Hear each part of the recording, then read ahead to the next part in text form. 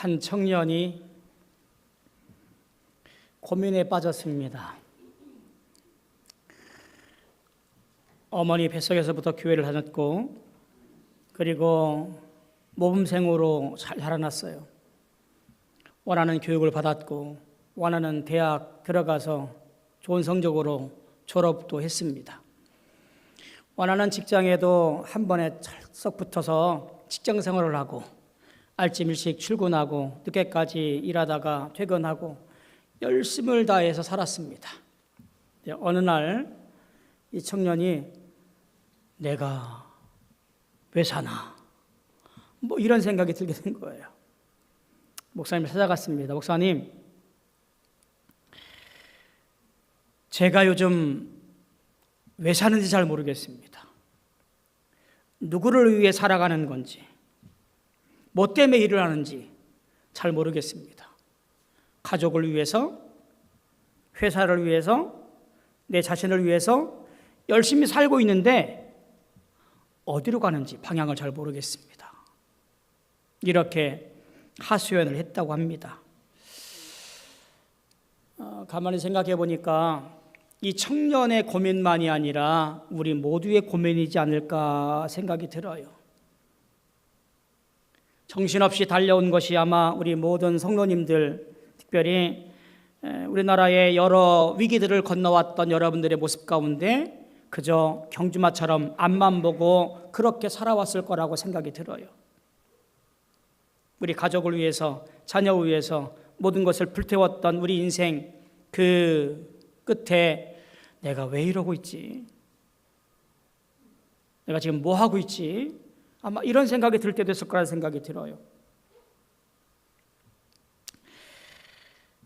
정작 우리가 누구를 위해서 무엇을 위해 살아갈 수 있는지를 좀 예민하게 기억하고 또 점검하고 결단을 내려야 될 때가 우리의 모습이라고 보여집니다.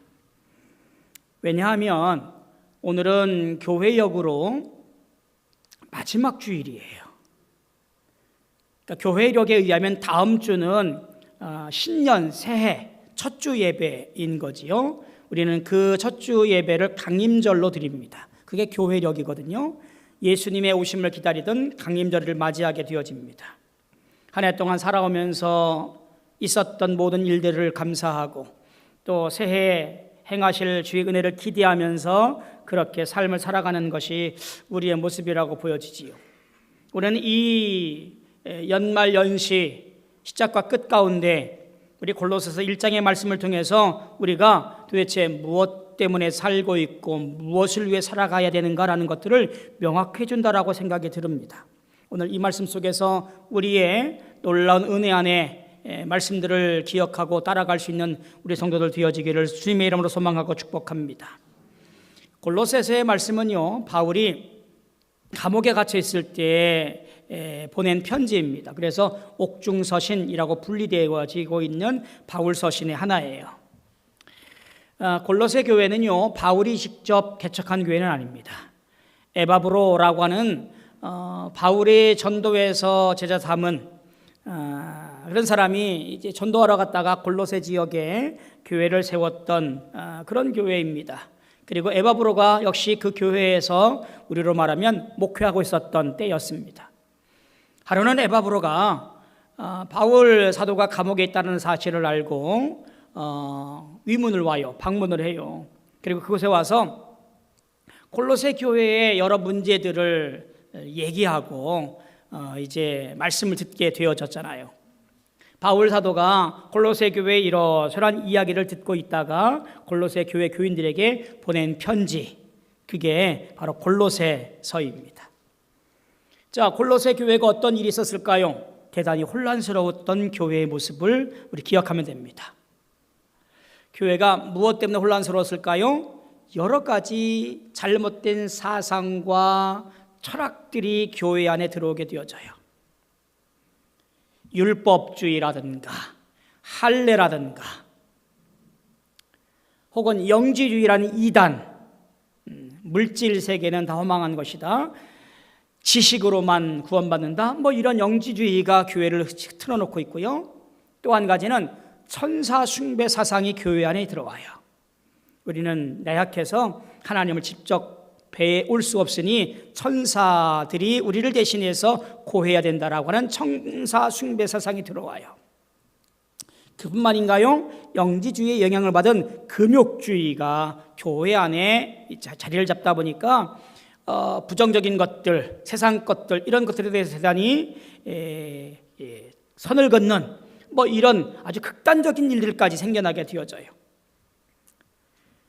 골로새 교회의 문제뿐만 아니라 모든 초대교회, 소아시아 지역에서 모든 교회들이 공통적으로 갖고 있었던 문제, 이런 것들이 종합해보면 뭐예요? 예수 한 분만으로 만족하며 가능하다고, 예수를 믿는 믿음으로만 구원받는다고 하셨던 바울의 교훈과는 정반대로 예수 외에 율법을 잘 지켜야 되고 할례를 받아야 되고 천사가 필요하고 우리의 지식이 필요하다 라는 것들이 교회 안에 들어와서 어지럽히고 시끄럽게 하고 있다는 사실이에요. 이런 상황에 바울은 단호하게 가르칩니다. 무슨 얘기냐? 예수 그리스도가 전부다. 그분이면 우리 신앙에 충분하다. 바로 간략하고 짧고 분명하게 가르치는 메시지가 바로 바울의 가르침이에요. 그리고 골로새서의 중요한 메시지예요. 기독론에 대한 아주 극명한 얘기가 골로새서에 기록되어지고 있다는 사실입니다. 혼란에 빠져있던 골로새 교회 교인들에게 바울은 예수 그리스도의 탁월성을 이야기하면서 만물 위에 으뜸이신 그리스도에 대한 분명한 메시지를 전하고 있는 거지요. 그리스도께서는 모든 피조물보다 먼저 계시고 만물이 그로 말미암아 창조되었고 교회의 머리이시며 하나님의 모든 충만이 그 안에 거하신다 라는 것이 선포되어지고 있는 것이 바로 골로새서라 그런 겁니다. 따라서 우리 믿음의 사람들은, 예수를 나의 구주제로 고백한 우리 성도들은 예수 그리스도와 함께 죽고 예수 그리스도와 함께 살아났으며 그분 안에 완전함을 이루었다라고 가르치는 내용이 바로 골로새서의 내용입니다. 골로새서 2장 10절에 보니까 이렇게 말해요. 너희가 그 안에서 충만하였으니 그는 모든 통치자와 권세의 머리시라. 율법주의나 혹은 규례나 금욕적 행위로 이 모든 것들을 이룰 수 없다, 더 큰 의를 추구할 수 없다라는 것으로 이야기하게 되어지는 거예요. 바울 사도의 가르침을 가만히 보면 이와 같은 신앙 고백으로 끝나지 아니하고 골로새서 후반부에 가면 이와 같은 고백들이 우리 삶에서 드러나야 된다는 것까지, 삶의 변화까지도 얘기를 합니다. 즉 믿음으로 변화된 성도의 삶이라고 하는 것은 이제 옛사람을 버리고 새사람을 입었으니 그에 합당한 구체적인 삶을 살아가라고 이야기하게 되어지지요. 그 것들이 뭐냐면 긍휼과 자비와 오래 참음과 서로 용납하고 용서하는 것들과 사랑으로 온전하게 매는 것들과 가정과 사회 관계에서의 신앙인의 모습을 이야기하는 거지요. 가만히 생각해 보면 우리도 상황은 녹록지 않습니다. 그렇지요? 세계적인 경제 상황이 여의치가 않습니다. 우리나라도 열강들 틈바구니에서 나라를 버티며 외교하며 그리고 그 산에서 견제하고 살아가는 것이 여의치 않습니다. 그로 인해서 우리 실생활에서의 여러 일들까지도 여전히 위협받고 있는 것이 사실입니다. 이런 경제적인 국가적인 것만이 아니라 영적인 것도 마찬가지예요. 이단 사이비의 생각들이나 사상들이 교회 안팎으로 넘나들면서 우리를 혼란스럽게 합니다. 나도 모르는 사이에 혹해서 마음을 동하게 하거나 나도 모르는 사이에 은근슬쩍 그들과 연대해서 적당히 얼버무려 살아가는 것이 오늘날의 신앙적 혼합주의적인 모습들이 너무나 많은 곳에서 보여져요.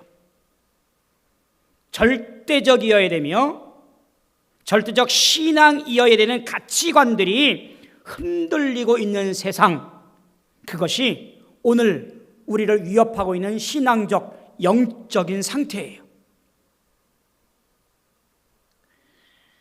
골로새 교회에 전했던 바울의 메시지가 오늘 우리 상황에서 분명한 것은 예전이나 지금이나 동일하게 역사하기 때문에 그렇습니다. 바울은 골로새 교회만이 아니라 2025년 우리 교회에도 이렇게 말씀을 전합니다. 무슨 얘기냐? 예수 그리스도, 그분이 우리 신앙의 전부이니라. 예수 그리스도면 충분하다. 이렇게 우리에게 전하고 말씀하고 있습니다. 사랑하는 성도 여러분, 오늘 우리 신앙에도 이 가르침과 이 메시지를 분명히 붙잡아야 됩니다. 내 신앙, 예수 그리스도에 대한 믿음과 고백이 흔들리거나 의심되어서는 절대로 안 됩니다. 뭐라고요? 예수 한 분이면 충분합니다. 할렐루야. 저는 신학교 다니면서 목회하는데 신학이면 충분한 줄 알았어요. 신학교에서 배운 6년의 과정을 성경 해석이든 혹은 판단이든 이와 같은 것들을 가르치고 그리고 이끌면 충분하다고 생각을 했어요. 즉 머리로 목회하면 되지, 다른 뭐가 필요해? 라고 생각했던 철부지 목회자였어요. 성경보다, 예수 그리스도보다, 십자가보다 내 지혜와 지식, 학문, 이게 더 앞선 목회자였어요. 시간이 지나면 지날수록 이게 다 부질없고 쓸데없는 거였구나라는 것들을 느끼면서 회개하고 뉘우쳐뜨렸어요. 그게 아니구나.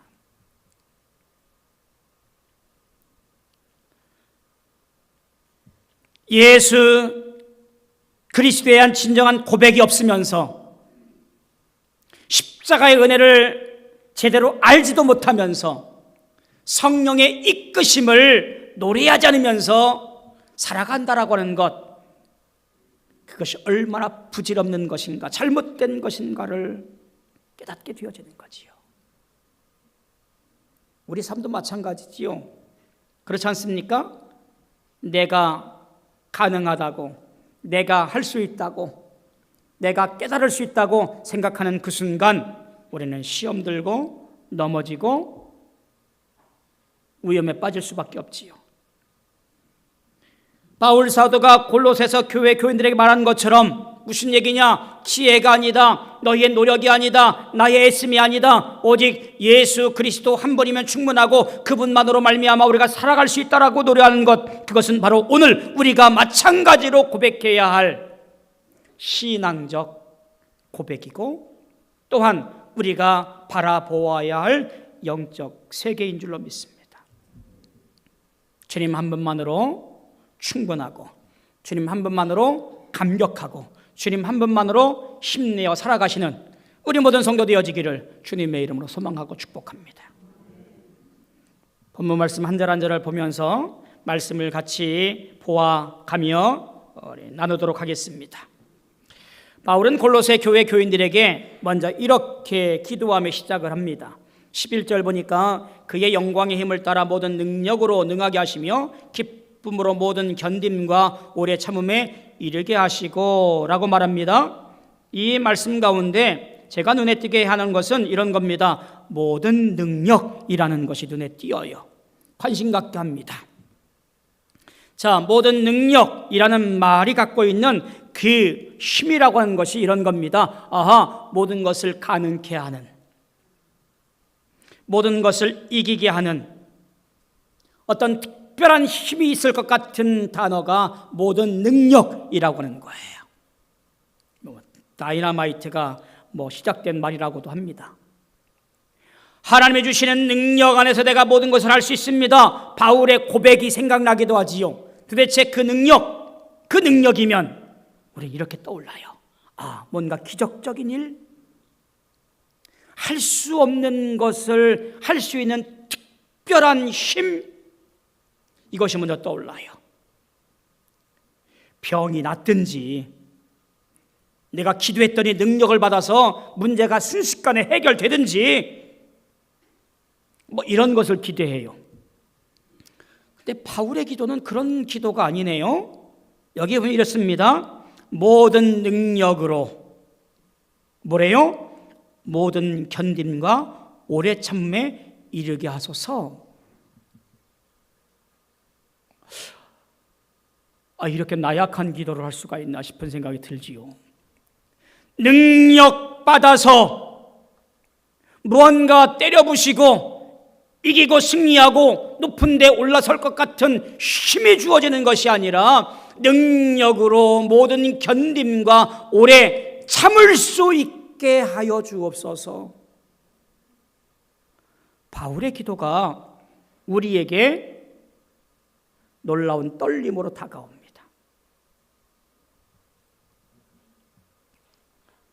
내가 살아가면서 겪게 되는 많은 일들이 있습니다. 그것이 나를 힘들게 하고 어렵게 합니다. 그런데 주님의 능력의 손안에 붙들려 살아가는 성도들은 어떤 고난에도, 어떤 어려움에도, 어떤 고통에도 견디고 오래 참을 수 있는 능력의 주인공들입니다. 특별히 그 자세를 보니까 기쁨으로 견디고 참는다라고 말합니다. 능력이 어디로부터 오는 거예요? 기뻐할 수 있는 능력을 말하고 있는 거예요. 억지로 어쩔 수 없이 견디는 것이 아니고요. 권사가 그래야지, 집사가 그래야지, 예수 믿는 사람이 저래야지 이렇게 등 떠밀려 사는 오래 참음이 아니에요. 능력의 사람은, 능력받은 종은 뭐예요? 고난도 어려움도 기뻐하며 견디고 오래 참을 수 있는 사람이에요.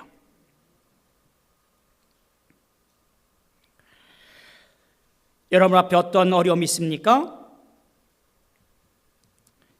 여러분이 해결해야 될 것이 당장 눈앞에 있는데 해결되어지지 않는 것들이 혹시 있습니까?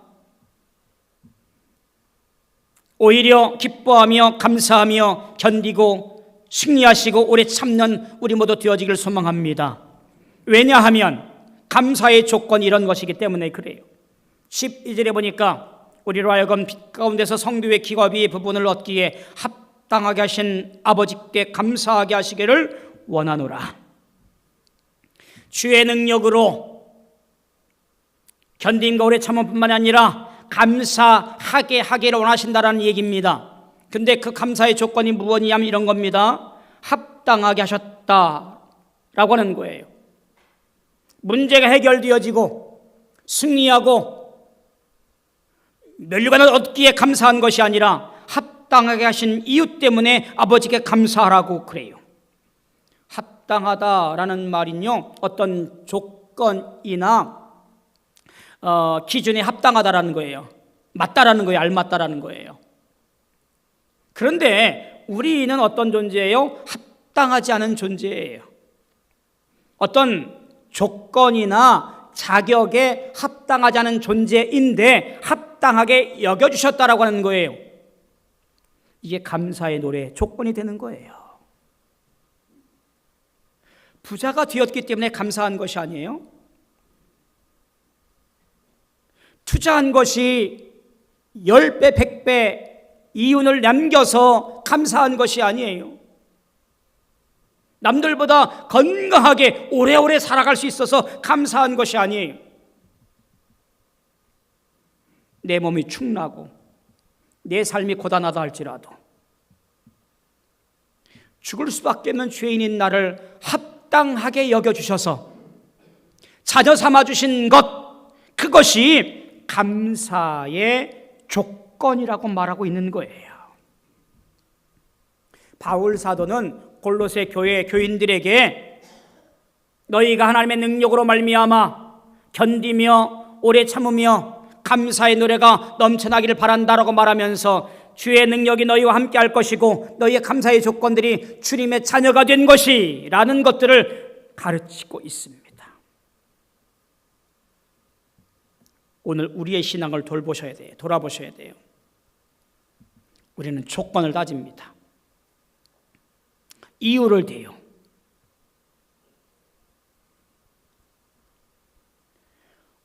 오늘도 우리를 사랑하시는 하나님 아버지 앞에 우리는 주의 능력으로 살고 있음을 고백하고 감사와 찬송을 돌려 주의 뜻 가운데 매일매일 살아가기로 결단하는 성도들 되어지기를 주님의 이름으로 소망하고 축복합니다.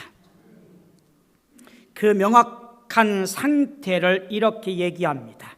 그가 우리를 흑암의 권세에서 건져내어 그의 사랑의 아들의 나라로 옮기셨으니, 옮기셨다라고 하는 것은 과거형으로 쓰여지고 있습니다. 앞으로 미래에 이루어질 사건이 아니라 이미 그렇게 된 거예요. 내가 예수를 믿고 고백한 주님의 자녀입니다. 내가 믿음으로 주 앞에 노래합니다 라고 고백한 하나님의 자녀를 이미 하나님의 나라로, 아들의 나라로 옮기셨다라는 이야기입니다.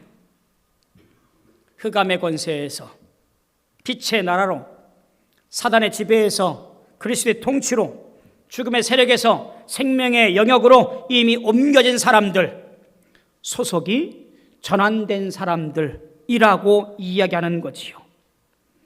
우리는 이것을 칭의라고 불러요. 의롭게 부름받은 사람들이라고 부르지요. 우리 신분이 바뀐 거예요. 더 이상 죄인이 아니에요. 세상같이 가지고 살아가는 사람들이 아닙니다. 오직 주님의 은혜를 따라서 믿음의 길을 걸어가며 영적 가치를 따라서 살아가기로 결단한 사람들이 누구냐? 저와 여러분들이에요.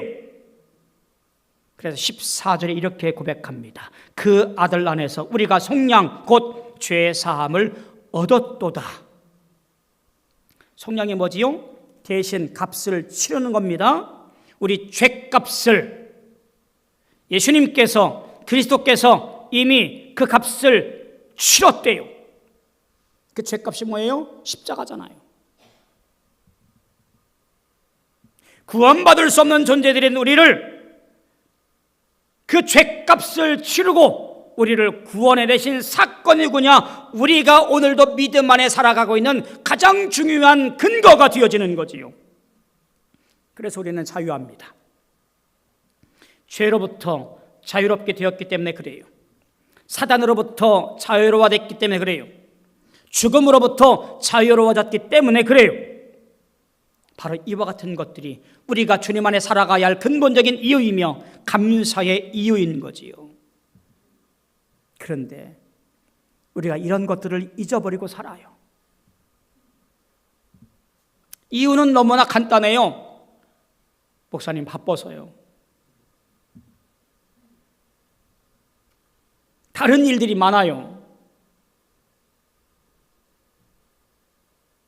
여러분, 이게 얼마나 안타까운 일인지 알 수가 없어요. 우리의 신앙적 고백은, 믿음의 고백은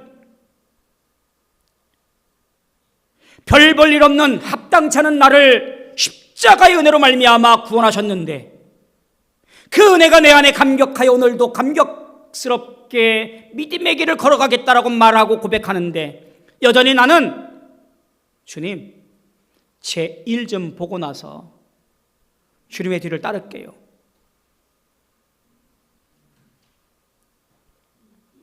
아버지 장사도 지내고요.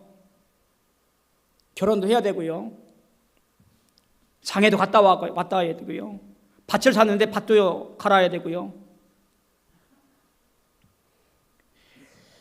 주님이 내 삶의 전부인 것을 기억하지 아니하고 진리를 잊어가며 살아가고 있다라는 말입니다. 청년의 고민이 누구니? 우리의 고민이 되어진 거예요. 청년이 내 앞에 있다면 이렇게 말하고 싶습니다. 자네는 예수 그리스도 안에 존재하는 사람이야. 자네의 삶이 예수님을 향하는 진정한 고백의 삶이어야 돼. 자네 삶의 방향과 목적은 예수 그리스도여야 돼. 여러분에게도 동일하게 말씀합니다. 오늘 우리의 삶은 주님 안에 존재해야 귀합니다. 내 삶은 주님과 동행하여야 승리할 수 있습니다. 우리의 삶의 목적과 방향은 오직 주님의 목적과 동일해야 됩니다. 그게 바로 승리하는 인생입니다. 만물이 그 안에 있고 만물이 그 안에 함께 섰다라는 이 말을 기억하십시오. 이 땅에 무너지지 않고 존재하는 것은 과학이 아닙니다. 주님께서 지금도 창조하시고 섭리하시고 운행하시기 때문에 그렇습니다. 오늘 내가 주님 안에 서 있는 것은 주님께서 나를 택하시고 붙잡아 주시사 삶에서 견디며 이기며 바라보고 주님 안에 살게 하시기 때문에 그렇습니다. 그런데 왜 한눈 팔고 계세요?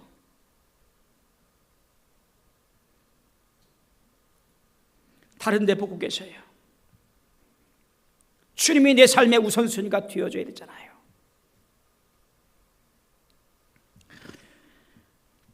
어느 날 큰아들이 자랑스럽게 저한테 전화를 걸었습니다. 저도 아직 한 번 그런 경험이 없는데요. 아빠,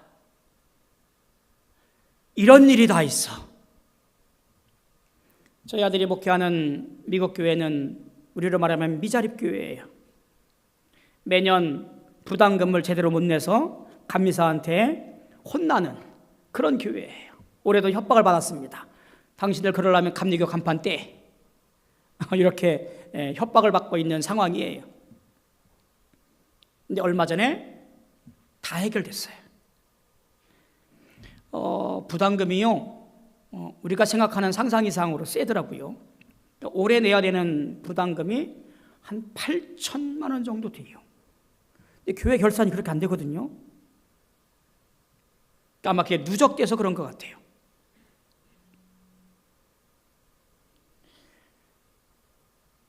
그게 어떻게 해결됐냐라고 했더니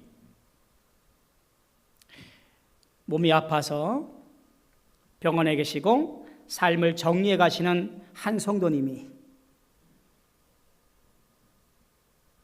어린애 같은 애띤 목사를 불러서 이렇게 고백을 한 거예요. 목사님, 제가 갖고 있는 모든 재산을 교회에 헌금합니다. 서류를 만들어 주세요. 돌아보니 주님께서 나를 사랑하셔서 지금까지 살게 하셨고 건강하게 이렇게 살다가 주님 믿고 하나님 바라보며 믿음의 길을 걸어온 것이 감사합니다. 내게 주신 모든 것들 교회에 주님 앞에 다 드리고 싶습니다. 저는 이 이야기를 자랑스럽게 얘기하는 우리 아들의 전화상에 들려오는 이야기가 부럽기도 하고 샘도 나고 그래요. 저는 한 번도 그런 경험이 없기 때문에 그래요. 또 우리나라의 문화는 또 그렇지가 않지요. 미국 교인들의 신앙이 어쩌니 저쩌니 해도 그들의 굳건한 신앙이 무엇냐면 모든 삶의 주인이 주님이라고 하는 것은 변함이 없더라고요. 나를 태어나게 하신 것도, 나를 살게 한 것도, 주님께서 부르시는 그 순간도 다 주님이 주인이다라는 이 신앙이 흔들리지가 않더라고요.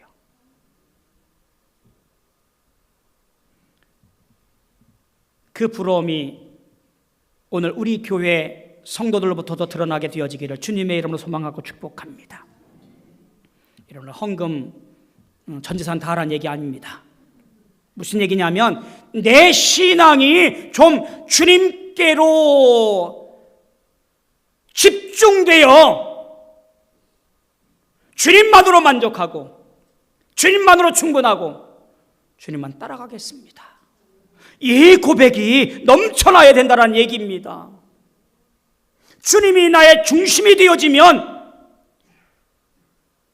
예배에 집중이 되어지는 것이고요, 주님이 나의 전부이면 주 앞에 찬송하며 말씀 보게 되어지고요, 예수님이 나의 전부이면 주님 앞에 나오는 것이 으뜸이 되어지고 우선이 되어지는 거지요.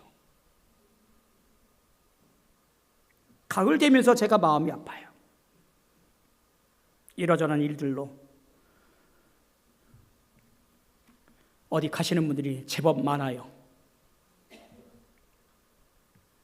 이번 주만 좀 봐주세요, 이런 전화를 받아요. 안타까워요. 웨슬리는 설교에서 이렇게 말합니다. 하나님 외에 아무것도 원하지 말아라. 하나님 안에서 모든 것을 구하라. 이것이 우리의 우선순위가 되어야 됩니다. 돈이나 명예나 성공이나 건강이나 이것이 아니에요. 우리가 예수 믿기로 작정했으면 예수 외에는, 하나님 외에는 결단하고 믿음으로 고백하고 주님을 선택할 수 있는 우리의 모습이 되어져야 될 줄로 믿습니다.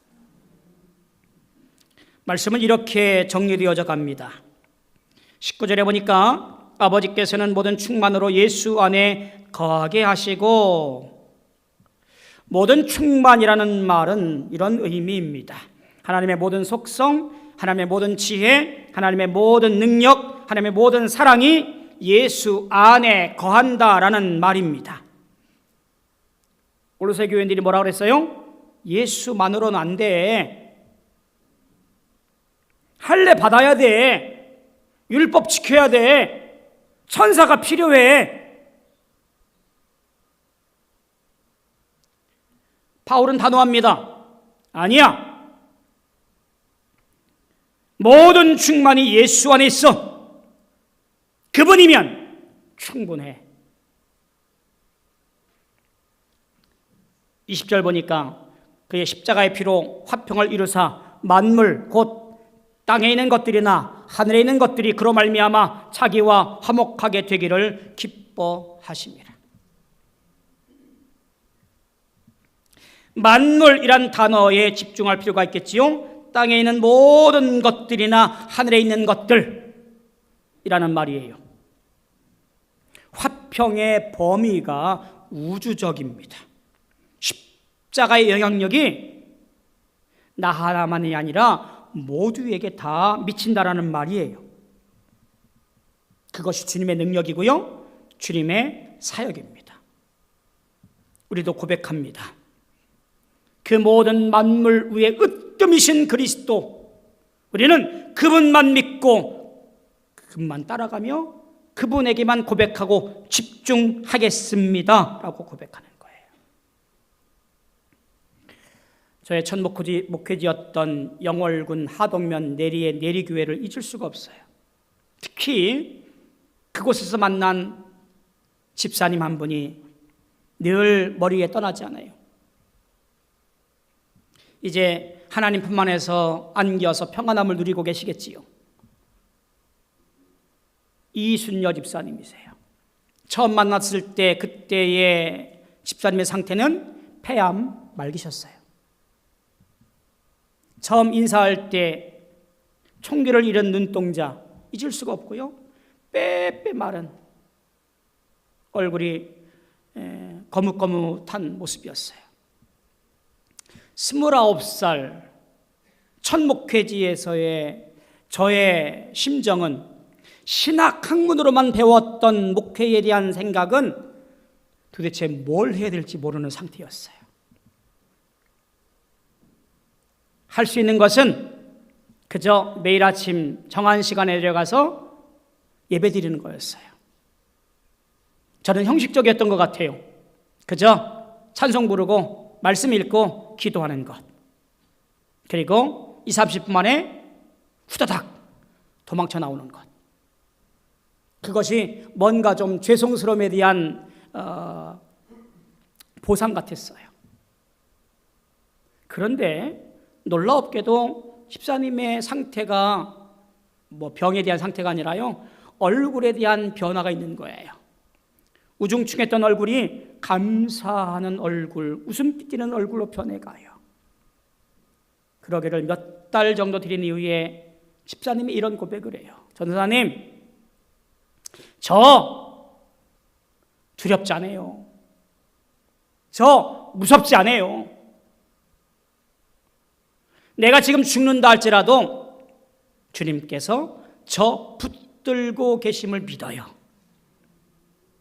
내가 떠나도 우리 자식들도 주님께서 지켜주실 것이고 내 손주들도 주님께서 붙들어 주실 것을 믿어요.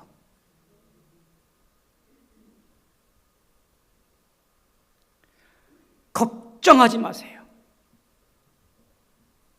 저는 그 말을 듣는 순간 머리가 띵 했어요. 내가 배운 것은 이게 아닌데.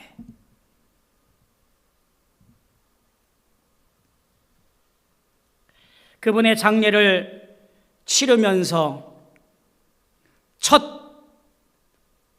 장례 예배에 눈물이 그렇게 흐를 수밖에 없었어요.